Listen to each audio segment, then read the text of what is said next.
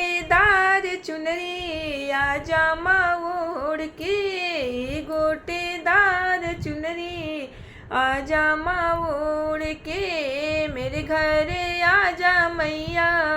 मंदिर के छोड़ के, मेरे घर आओ मैया मंदिर के छोड़ के, गोटेदार चुनरी आजा माँ ओढ़ के। शंकर जी आए मैया गौरा जी आए, शंकर जी आए मैया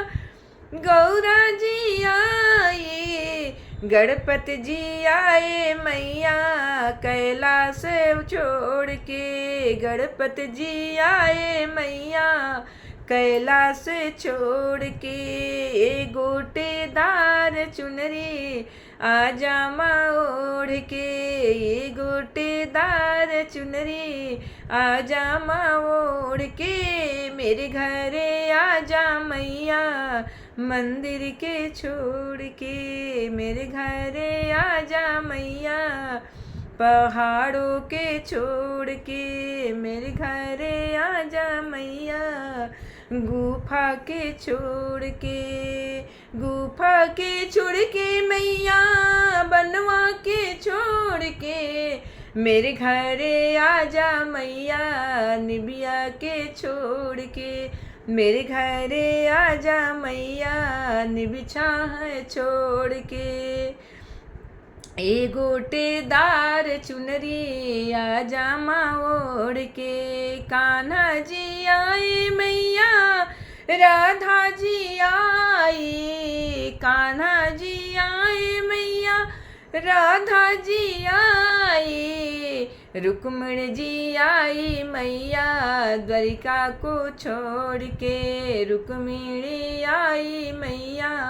द्वारिका को छोड़ के, गोटेदार चुनरी आजा माँ ओढ़ के, गोटेदार चुनरी आजा माँ ओढ़ के, राम जी आए मैया लक्ष्मण जी आए, राम जी आए मैया लक्ष्मण जी आए, सीता जी आई मैया कुटिया को छोड़ के, सीता जी आई मैया कुटिया को छोड़ के, मेरे घर आजा मैया गुफा के छोड़ के, मेरे घर आजा मैया निबिछैया छोड़ के, मेरे घर आजा मैया पहाड़ों के छोड़ के, गोटेदार चुनरी